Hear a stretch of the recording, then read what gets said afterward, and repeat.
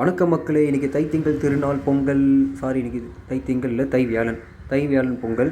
பொங்கல் செய்கிறதுக்கு உண்டான செட்டப்லாம் வந்து நாங்கள் பொங்கல் வரத்துக்கு முன்னாடி ஒரு நாள் முன்னாடி எல்லாம் செட்டப் பண்ணி ரெடி பண்ணியாச்சு. அண்ட் பொங்கலுக்கு மெயினாக கரும்பு முக்கியம் இல்லை. அந்த கரும்பு வந்து நம்ம ஆல்ரெடி மாடி தோட்டத்திலே போட்டு வச்சுருந்தோம்.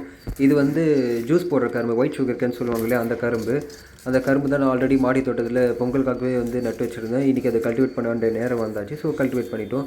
3 கரும்பு தான் இன்றைக்கி சும்மா கல்டிவேட் பண்ணோம். ஆஃபீஸில் இருக்க ஸ்டாஃப்ஸ்க்காக அது கல்டிவேட் பண்ணது. பேலன்ஸ் இருக்க கரும்பு வந்து நம்ம பாட்டிலே வச்சுலாம் அது வீட்டில் இருக்கவங்க சாப்பிட்டுப்பாங்க. இப்போ கல்டிவேட் பண்ண கரும்பை ஒரு பக்கம் க்ளீன் பண்ணி வச்சுருவோம். அது ஒரு வாரமாக வச்சாச்சு. இதுதான் க்ளீன் பண்ணி முடிச்ச கரும்பு. அண்ட் இன்னொரு பக்கம் வந்து நம்ம பொங்கல் செய்கிறதுக்கு உண்டான செட்டப் எல்லாம் வந்து செட் பண்ண ஆரம்பிச்சிட்டோம். கூட என் மாமா வந்து ஹெல்ப் பண்ணுற சொல்லிட்டு ஹெல்ப் பண்ணாங்க. ஏன்னா பொங்கல் கொண்டாடுறதுக்கு ஒரு ட்ரெடிஷ்னல் லுக் வேணும் இல்லையா?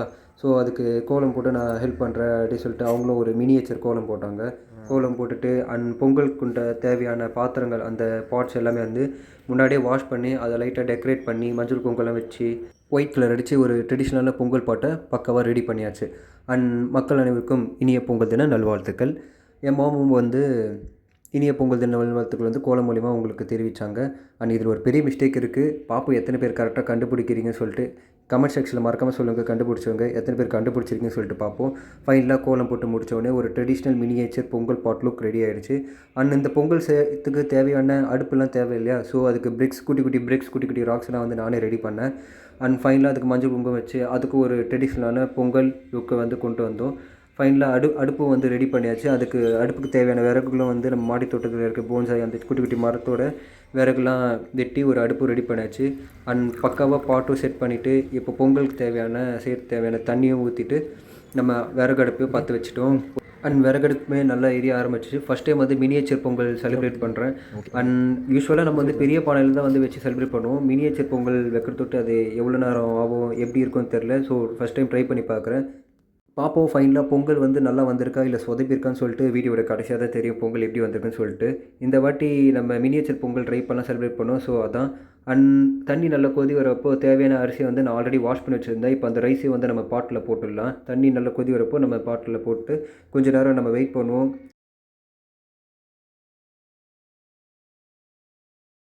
கொஞ்ச நேரம் கழித்து பார்த்ததுக்கப்புறம் நல்லா வரும்னு நினச்சேன். பட் பொங்கல் பார்த்தா செம்மையாகவே வந்திருக்கு. இதுதான் அந்த பொங்கலோட அவுட்புட். பாருங்கள், சூப்பராகவே வந்திருக்கு பொங்கல்.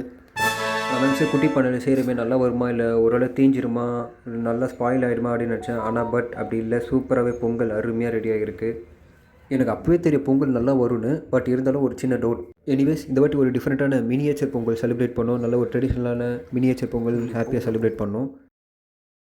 பொங்கல் இது சக்கரை பொங்கலா வெண்பொங்கலா? என்னடா இது பொங்கல் மாதிரி இல்லையடா இது? செஞ்சே உனக்கு தெரியும், வெறும் வெண்பொங்கல் தானே. இரு காமி அது ஒரு அனைவருக்கும் இனிய பொங்கல் நல்வாழ்த்துக்கள். இவனோட வாய்ஸ் வரலையும் எதிர்பார்க்காதீங்க, அது வீடியோட லாஸ்ட்டில் தான் வரும். டேய் அண்ட் இந்த டர்பன் கட்டுறதுக்குள்ளே நான் ஒரு வழி ஆகிட்டேன். இது கட்டுறதுக்குள்ளே ஒரு பெரிய ப்ராசஸ் ஆகிடுச்சு.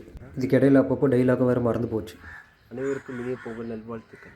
அப்புறம் மறக்காமல் லைக், ஷேர் அண்ட் சப்ஸ்கிரைப் பண்ணுங்கள். நன்றி, வணக்கம். இனிய பொங்கல் நல்வாழ்த்துக்களே.